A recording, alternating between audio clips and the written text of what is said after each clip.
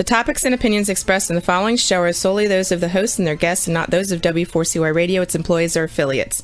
We make no recommendations or endorsements for radio show programs, services, or products mentioned on air or on our web. No liability, explicit or implied, shall be extended to W4CY Radio or its employees or affiliates. Any questions or comments should be directed to those show hosts. Thank you for choosing W4CY Radio.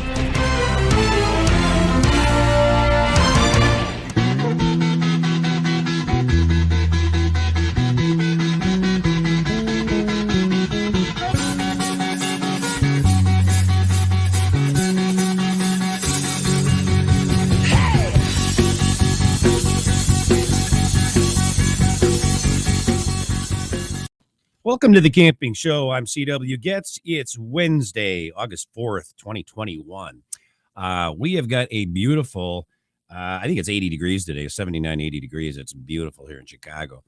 And we still could use some rain. Was paddling Sunday, I think it was, and I finally made it to the river. And I tell you what, it was, we had a pull, we had a drag several spots. That's no fun. So I didn't realize that it was that low here, but surprise, but no fires, and that's a good thing. Tonight's episode is sponsored by Campground Views, making camping easier, and by Rutabaga Paddle Sports, providing time on the water. We've got a great show here for you this evening. Listeners can call to be placed on the air with a question or comment at 815-663-7782. Again, that's 663-7782. I'm sorry, area code 815-663-7782. And viewers, of course, can message their questions and comments to us here on tonight's broadcast. And tonight's episode is What Does a Paddling Guide Actually Do? With my special guest, Jeff Girard. 38-year-old Montreal-based French-Canadian photographer, videographer, and wilderness adventuring guide Jeff Girard is a calm water and whitewater canoe guide and instructor, as well as being a sea kayak guide and instructor. Jeff is also an active photo and video content creator. Jeff joins us this evening to talk about the life of a wilderness paddling guide and the type of duties they actually perform on wilderness trips. And with that, welcome to the show, Jeff. Hello. How are you? I'm good. We talked before the show about your weather up there. Did we ever figure out what? Yeah, it's 76. 76. Okay. Yeah. Well, we have about the same kind of weather. It's 27 Celsius though. There you go. And I'm like, everybody that comes on, I should just get a chart in front of me because my Canadian guests, they always give me the Celsius. And I'm always like, okay, what's the conversion? I don't, I should learn this stuff. Multiply 1.8 plus 28. What is it again? One you multiply 1.8 plus 28. Oh, interesting. It's not that hard. I should write that down somewhere. Maybe later, right? Well, Jeff, I want to know what inspired you to become a guide. Yes, I was doing a lot of outdoors since when I began to be in a crew of dragon boat. So I was paddling with a group of competition dragon boater.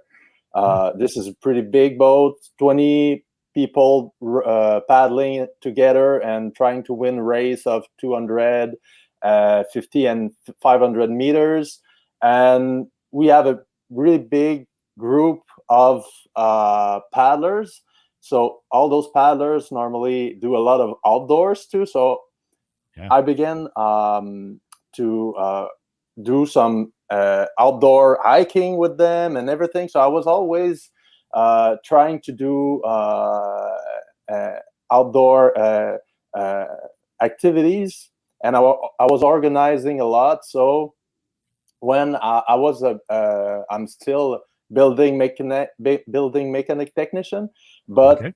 I wanted to change a little bit, and I decided to go for the class for becoming a guide, which is the 9-month class in Montreal, which lead me to be a sea kayak guide and canoe guide. Oh wow! Hey, yeah. let me have you put that picture back up there, Rex. I'm just curious about some. How many people are in that boat? You said 20 people? It's 20 paddlers plus the drummer and the one steering the boat. Let me ask you a question. Do these people? I mean, you really have to be in sync with one another. Am I right? Totally in sync. Yeah. Yeah. Because otherwise, somebody's going to get whacked in the head with a paddle.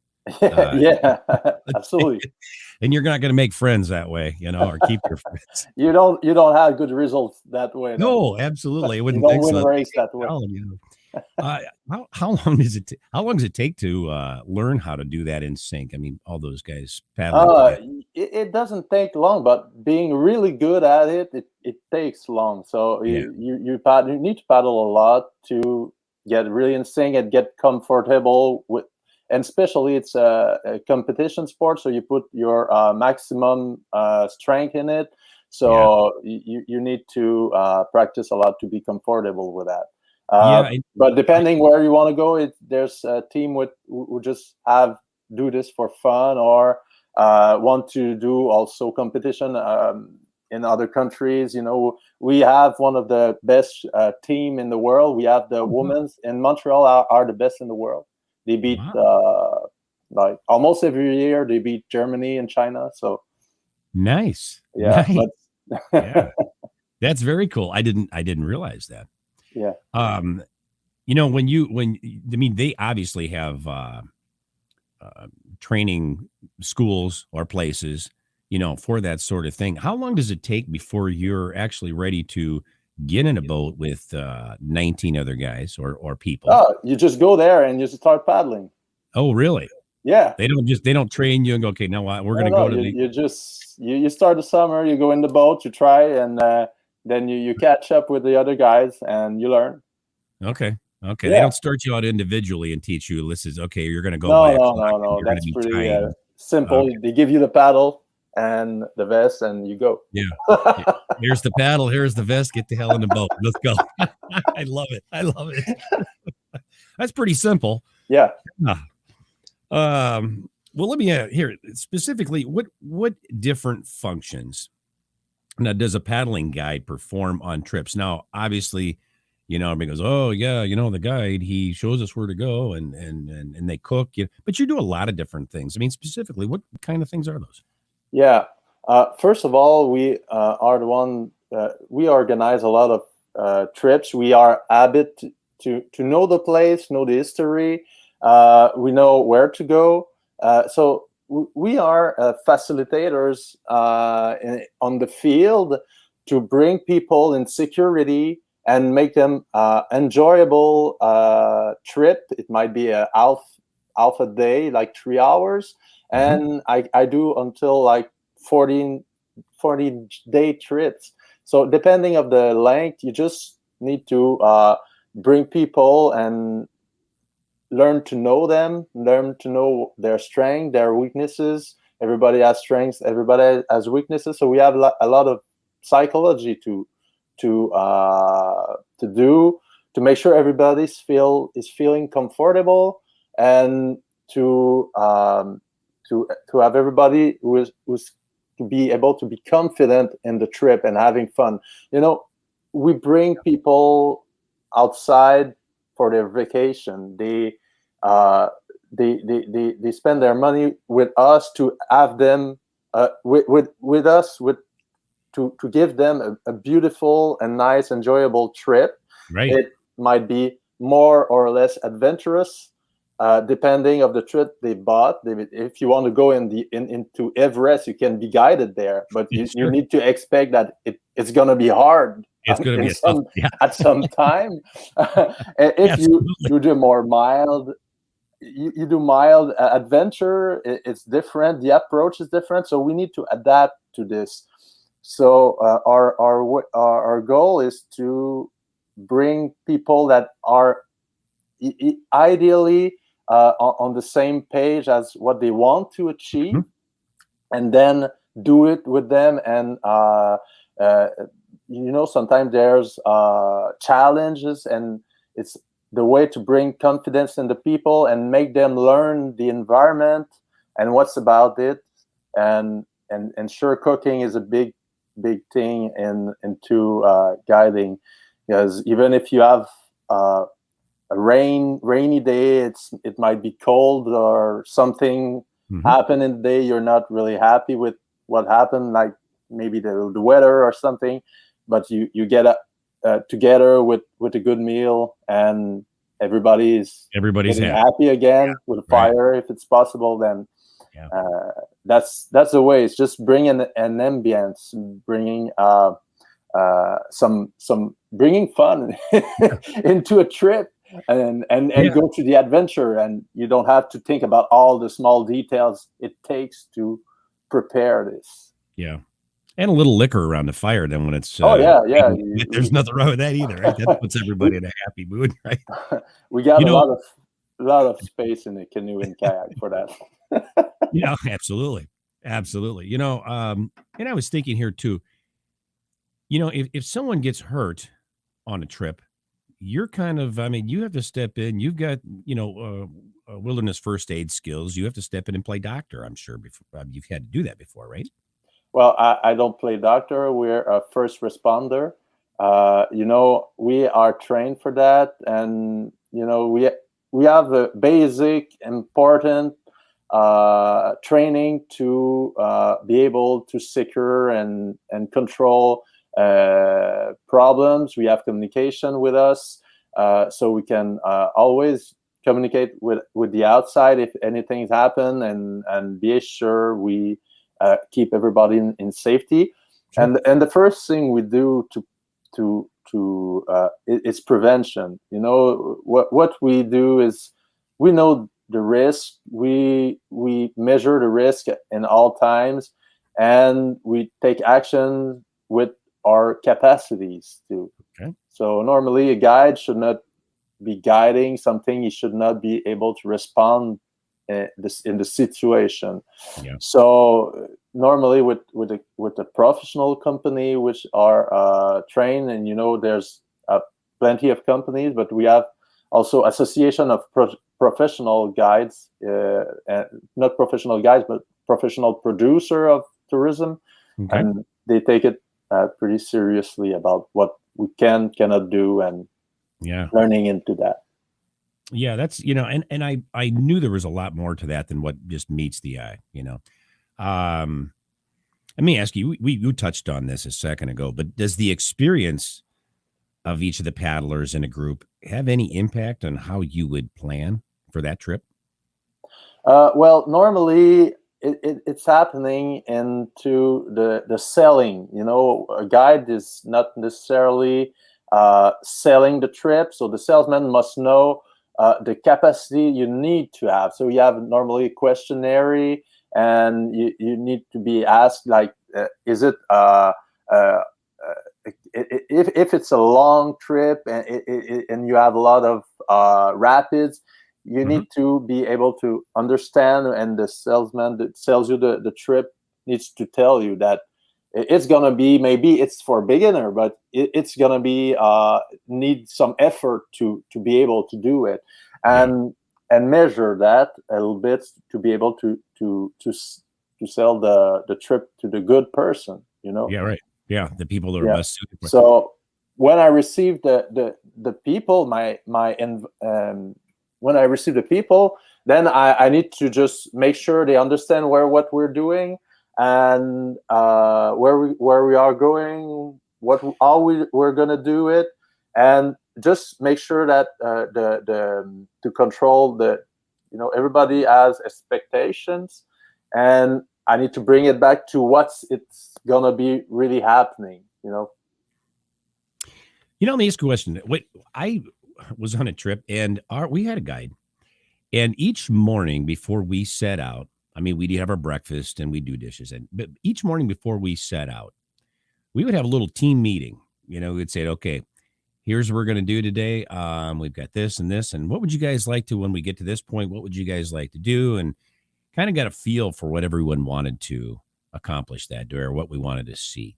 And we did that actually before we even started the trip. And it sounds like that's what you did, or you do as well. Do you do that daily thing with everyone? Meet with them before you set out? No, I don't meet personally with everybody. If there's anything I can, we all talk. When you're guiding a trip, you just go down the river, going into kayaking. You just talk all the time. You just have conversation. Sometimes you're quiet. It's okay, and Yeah. but you always have something to say. It's something social. Guiding, you get with a group that decide to do the same thing as you and enjoying the outdoors with you. And so we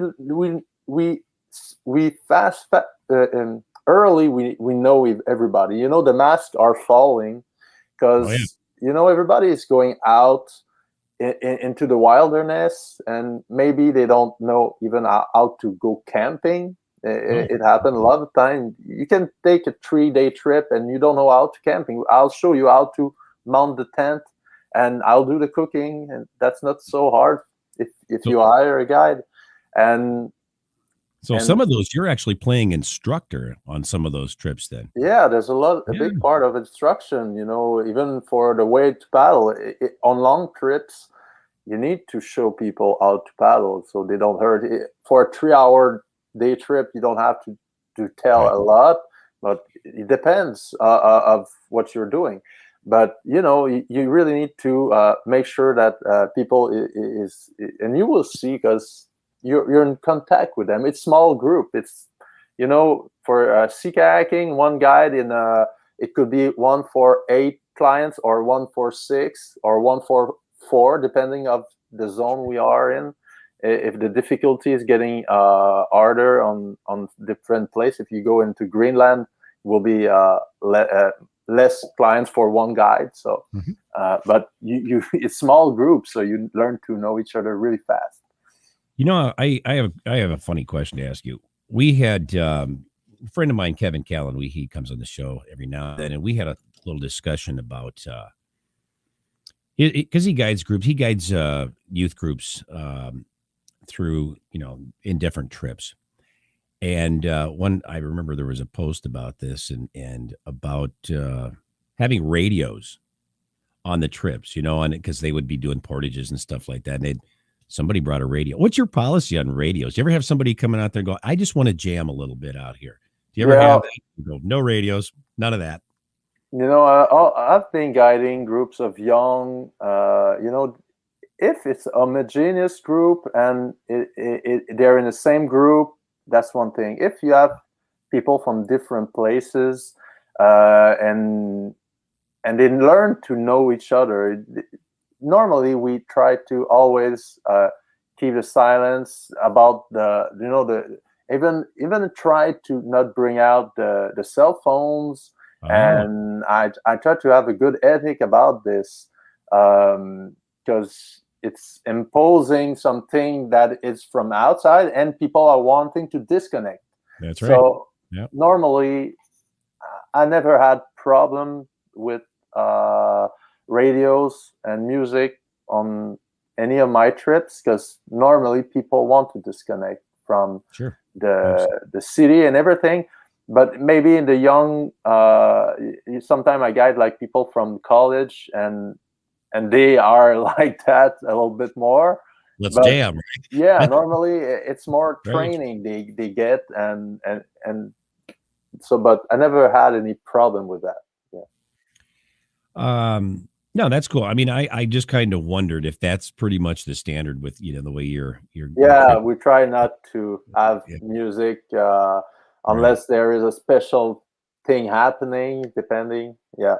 Yeah, absolutely. What's the longest trip you've ever guided, Jeff? It's 14 days. Wow, 14 days. Yeah. Does it ever get? I suppose the different types of groups that you take out, that 14 days can go like that, or it can seem like eternity. Am I right? Depending on the groups, depending on the personalities that you've got in that group, that particular group. Well, you happen to learn a lot, the people, and the good and the less good way sometimes. Right. But it's part of the fun of it. Adventure is not just about the day. It's not sunny every day. Sometimes it's raining too.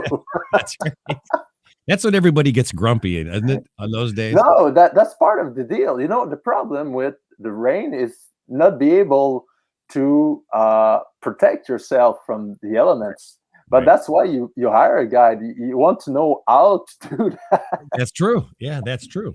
And then when you get around the fire and have a little liquor, then they're even in a better mood, right? Yeah, you eat a good meal and everything. So that's Absolutely. yeah, that's not really a problem. You know, when you guide and you go into trip like that, I'm somebody who like authenticity, and Mhm.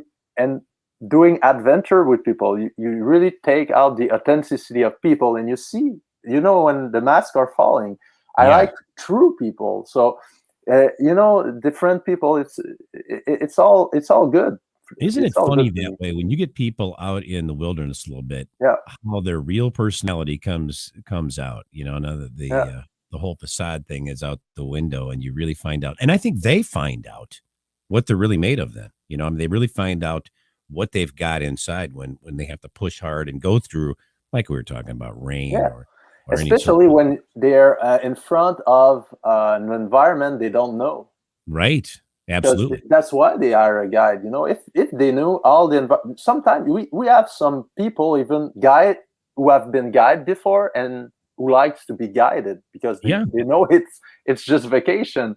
absolutely. And but people who don't know the environment, and you know, that's why they hired us for. And so if they're alone, they don't know what to do sometimes. Yeah, absolutely. Yeah. So And you know what? that brings the authenticity to with people. You mentioned this, you touched on this, and there's another thing. I just want to do this. I want to do a vacation. Some people's vacations are leisurely. You know, we're on the beach and we're whatever, you know, having fun, having cocktails. And then there's other vacations. There are other vacations where it's an adventure and it's going to be some work. And people say you pay money to go out and work. You're supposed to be on vacation. Well, for some people, that is, you know, fun for them. That's enjoyable. And I totally understand that. And if you're on a trip, hire a guide. And if you just want to go out there and have this, okay, I'm going to do some work, but I don't want it to be all work, but I don't want to be doing nothing but sitting on the beach either. It's kind of that in between. So hire a guide. You know, he'll help do the cooking. And then if, hey, there's a question of where are we going, let the guide read the map. I'm here, you know, I'm here along and having a great time paddling. I'm Yeah, sure there are a lot of people that do that, right? yeah. Well, you know, the guiding experience is not about pushing yourself to the limit. Yeah. Okay, uh, you know, it's always about expanding your limit a little bit, to be able to see a little bit further and be curious about things. And we have a lot of free time. You know, normally we aim a bit between 4 and 6 hours in a day of paddling, moving around with the diner and everything. So it leaves a lot of time for free time at the campground. People can go fishing, they can read, they can take their time and enjoy, go swimming. Absolutely. Yeah. So it's, you know, some days are a little bit harder. You can have the wind against you and you need to push a little bit that day, but there'll be other days it's gonna be Yeah. easy with the current with you, and you just Yeah. go down the river. uh, Absolutely. Depending, so normally we try to have a balanced guiding trip, which unless people ask for something more uh, harder and much harder adventure, which they have a challenge to do and they want guides with them, Yeah. uh, that's a possibility too. Jeff, have But you ever had anything go really wrong on a trip? not really wrong. I have incidents, but I never had No accident. disasters. No No disasters. disasters. No No, disaster. no.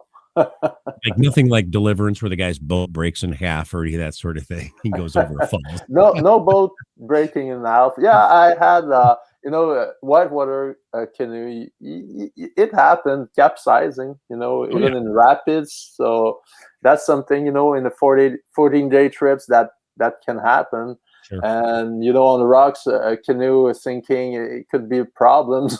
Oh, But I absolutely. never broke any canoe. I never had any problem. I always managed to get out the canoes there, and the experience will always have been fine in the finish. Yeah. Yeah. You ever lose anything down the river and couldn't get it back or no, nothing serious. Yeah, maybe yeah, some small thing, but never something big. Yeah, I lost my cell phone like 2 weeks ago in the river. So Nice. I've done that. That's no fun. yeah, It's that's expensive. the worst. That sucks. It does. Hey, even when you put that, what is that locator where find my phone doesn't work when it's at the bottom of the river? I don't, that's over with. Let me ask you something. Obviously you're French. Okay. So this is a question directed here specifically for you. Do you ever prepare gourmet meals on the trips you guide? The French are known for their fancy, cuisine. Am I not right? Yeah, So you yeah, ever do any French cooking out there and give them a little for sure, for a big sure. gourmet meal? Do you? What kind of stuff It's do you make? yeah, it's always fresh food we eat, especially canoe trips and kayaking. Something that I like pretty much about guiding these activities, Mhm. it's you can put a lot of weight into a canoe. You can put a lot Absolutely. of weight into a kayak. The water is keeping it afloat, and you don't have to put it on your back. Right. So unless you have portage, you need to walk with all the equipment because there are two big rapids. You don't need to carry all this on your back. So you can have a lot of fresh food with you all the time, and you have a lot of space. So uh, we always, even into hiking, we always try to have some fresh food because that's the one of the main thing people are also concerned is what are we gonna eat? Absolutely. Are we gonna just eat dried food all the way, or we gonna eat well? It's something that people want to have comfort, Absolutely. and when they just see that 14 days trip we eat fresh food until the end. You know, Uh, well, real quick before we take a commercial break, I'm going to ask you, what's the yeah, fanciest dish that you've ever prepared? fanciest dish. Yeah, one of my classic is the risotto. Risotto? Yeah, How do you say it? Yeah, risotto. Okay. risotto. Yeah. Risotto. I like that. Hey, that's pretty fancy stuff though, man. Oh So yeah. that's pretty good. Well, we're going to take a quick break here. Don't go away. We'll be back with more of the Camping Show on W4CY Radio and Talk 4 TV after these messages.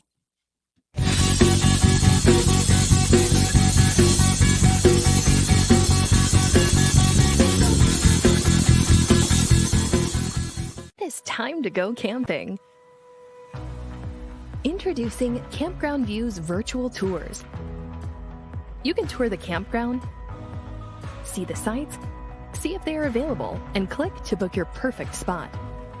Hit the open road and explore the amazing places found in nature. We make it easy to discover, find, and book your site so that you can go have the fun and freedom you seek. Campground View's virtual tours make it easy and simple for you to see where you are going. A few years ago, someone asked Rutabaga's owner, Darren Bush, "Hey, how long have you guys been selling boats?" Darren replied, "We don't sell boats. We sell time on the water." Of course, that comes in all types. We help people paddle more safely with Rutabaga outdoor programs. We rent canoes, kayaks, and stand-up paddleboards. We sell and install racks to get you from home to adventure. Rutabaga's got everything you need to get you out on the water, like paddles, life jackets, dry bags, and clothing. Rutabaga Paddle Sports, on the web at rutabaga.com. Mention you saw this ad on The Camping Show.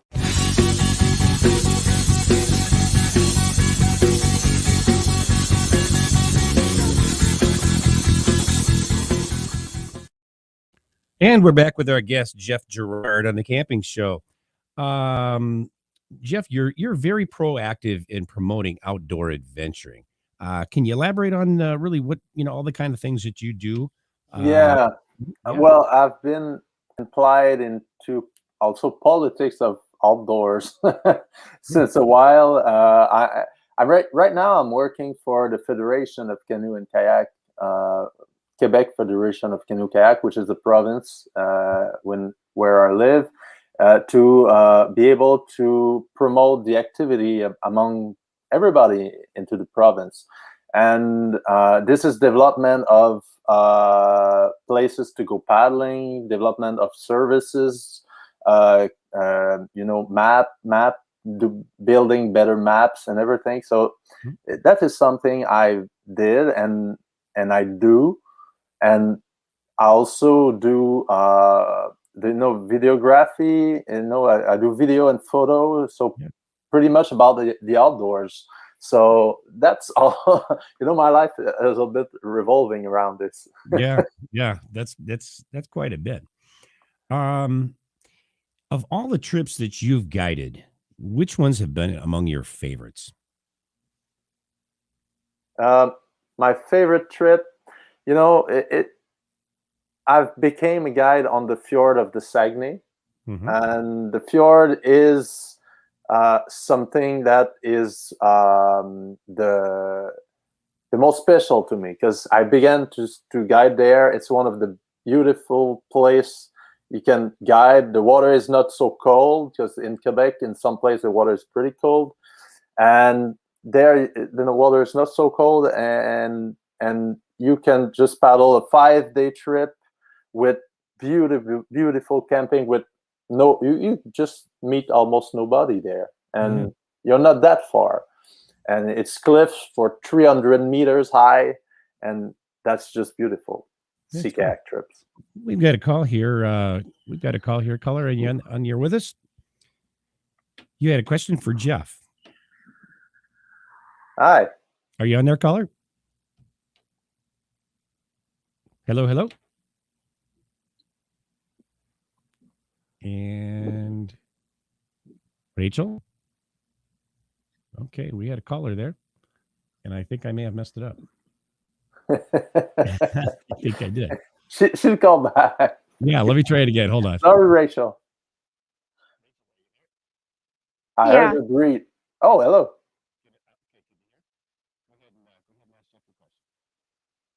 Hi, Jeff. My name's Rachel. I was just wondering what your most memorable trip was. My most memorable trip. I talked about the fjord. I have a lot of memorable trip on the fjord.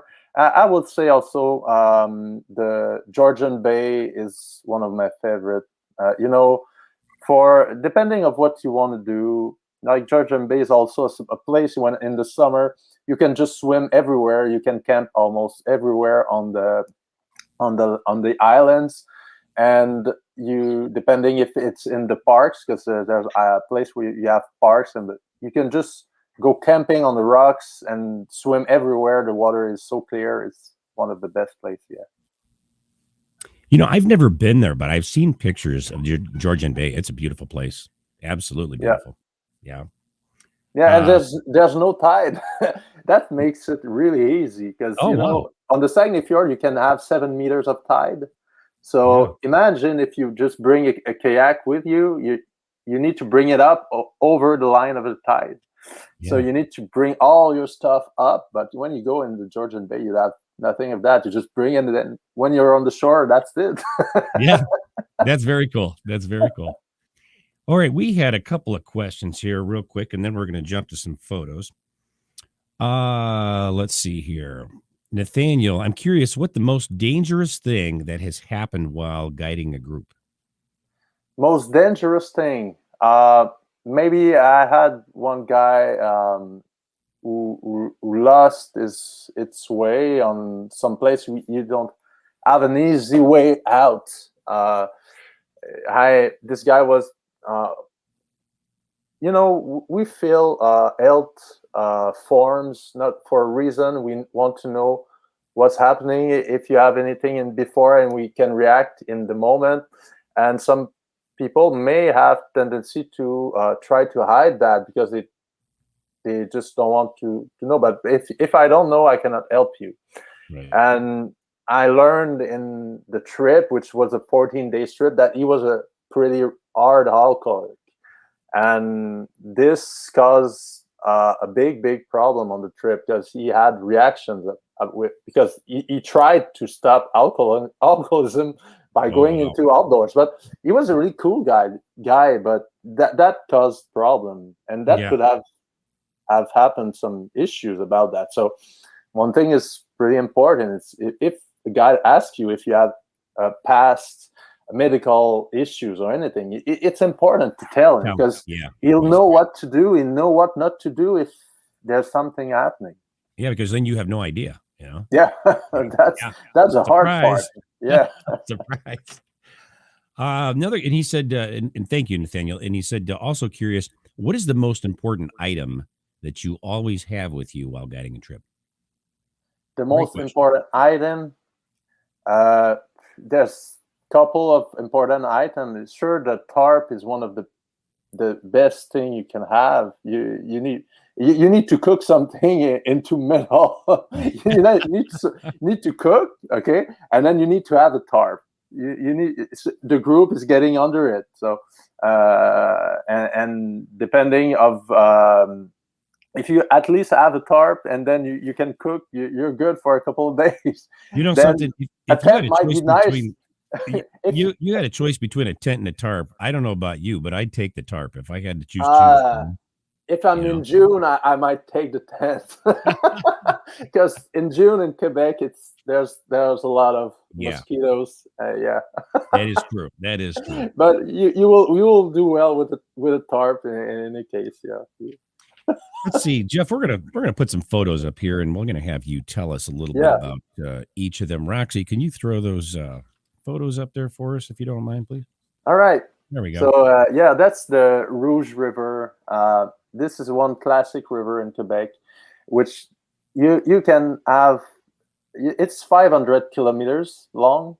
Mm-hmm. So and it's beach rivers. You have beach all around the river, and you get nice rapids.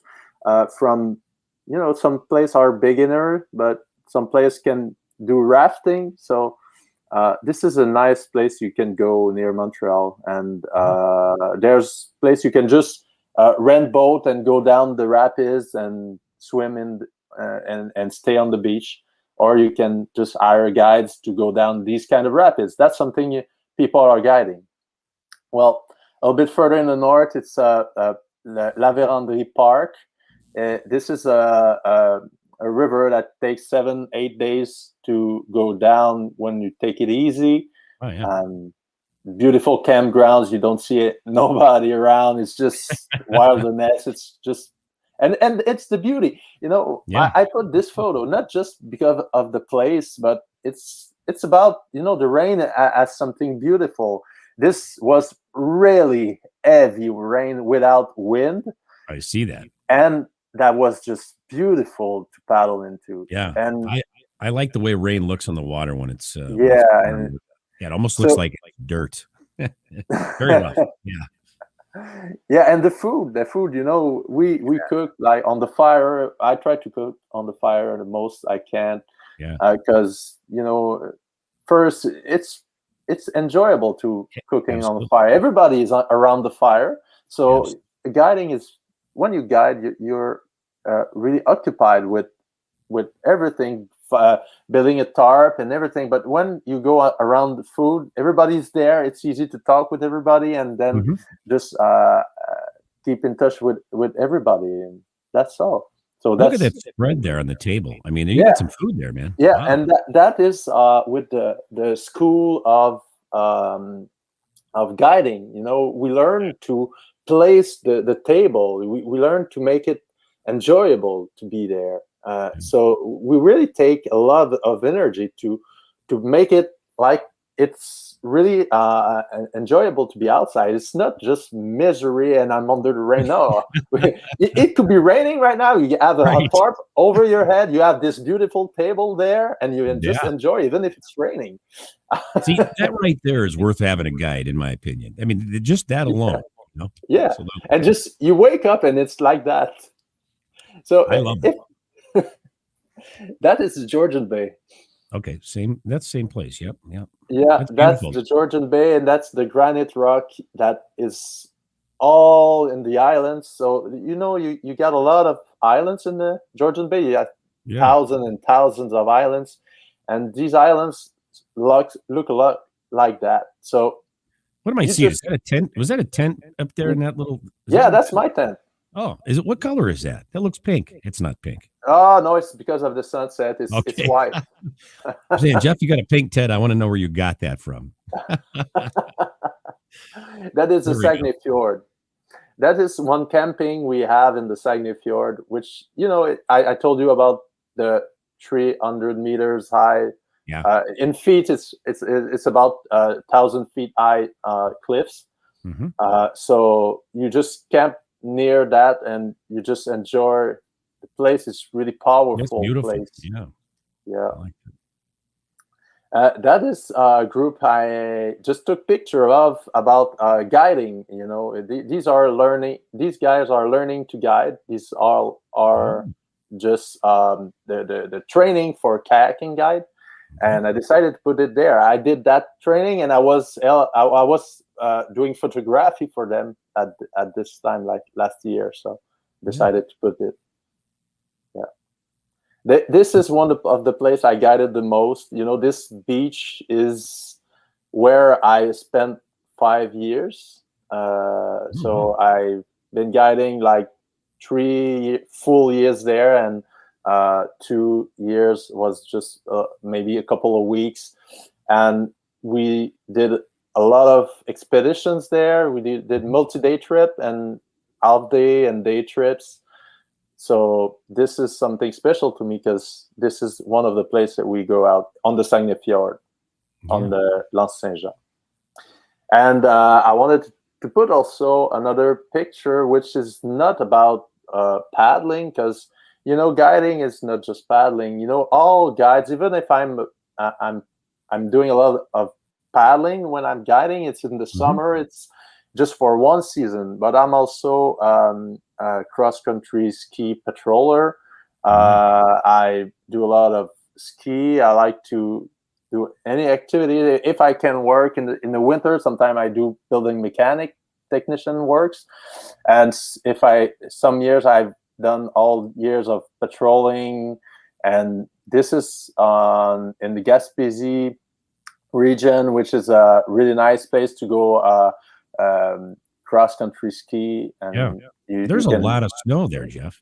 I mean, I'm looking at these trees going, you can hardly tell they're trees. Yeah, one thing you could use a guide there, because normally to find your way there, you need to hit the trees to find the signs.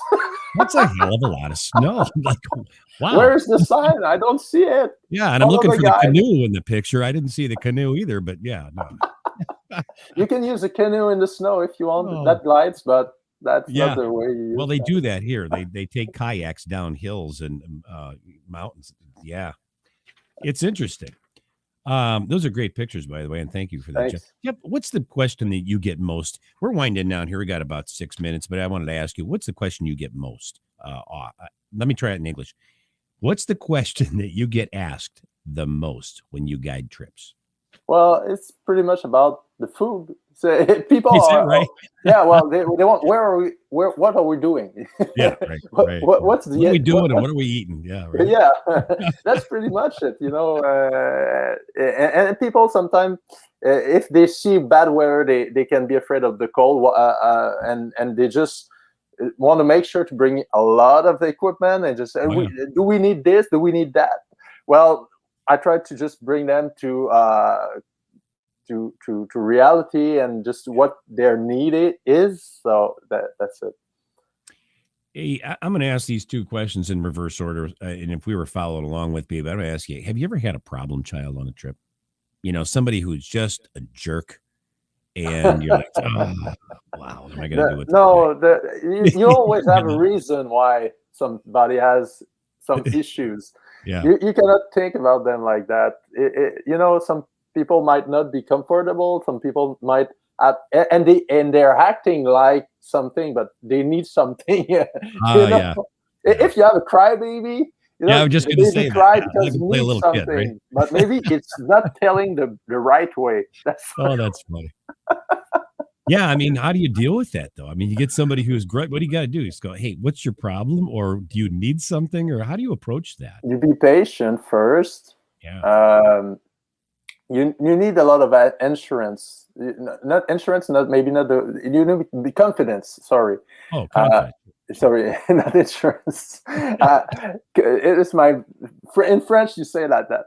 But confidence is really important in what you do, what you can do, what you should not be doing, because like somebody like that may bring you into another zone that you don't want to go. Mm-hmm. And you need to be firm first and be sure about yourself. So confidence is one of the key about guiding. You need to be able to question yourself, but be confident in your capacities, and sure that's not the best idea to guide something you should not be guiding or you're not in control of. Yeah. So that helps a lot. So when somebody meets somebody and if he encounter this confidence, it's hard for him to pass through. The other people of the group will just rely around the guy, and then it makes it easier. Yeah, but it could happen, and in some ways, one of the things we do is we want people to recognize the risk of the activity. Okay, they accept it before coming with us. Yeah. And that's a part. And one of the key things is we ask people to have a safe attitude with each other. And that means you need to comply to the guide when needed. Sure. So that's something important. And they accept it before. And that's something I bring out. And if there's any problem and people just don't want to comply at all, that is a danger for the rest of the group. And and could be something to try to bring it out of the group, because you cannot work with somebody who does not comply with the adventure. So, but it never happened to me. People they're coming for vacations. They're coming for, and they don't take control of nobody's being punished. You're there for the positive stuff. Absolutely, it makes perfect sense. I love it. Well, Jeff, where can our listeners go? Listeners and viewers go to learn more about you and to follow you on social media. For following me on social media, you can find me. I got a professional page which is JFG Video Pro at Facebook, or on the internet, www.jfgvideopro.com. So that's the main ways to follow me, and feel free if you have any questions. Yeah, that's fantastic. Well, I want to thank you, Jeff, for being my guest here on the Camping Show. It was a pleasure having you here with us this evening, and you're a very interesting fellow, and I love it. Enjoyed all of it. Thank you. Have a good day. Thank you, sir. Well, I'd like to thank our sponsors again, Campground Views and Rutabaga Paddle Sports, for bringing you tonight's show. Be sure to tune in for next week's episode, Meet Camper Christina, with special guest, Camper Christina. Until then, thank you for tuning into the Camping Show. This is CW Getz reminding you, learn more, do more. See you next week.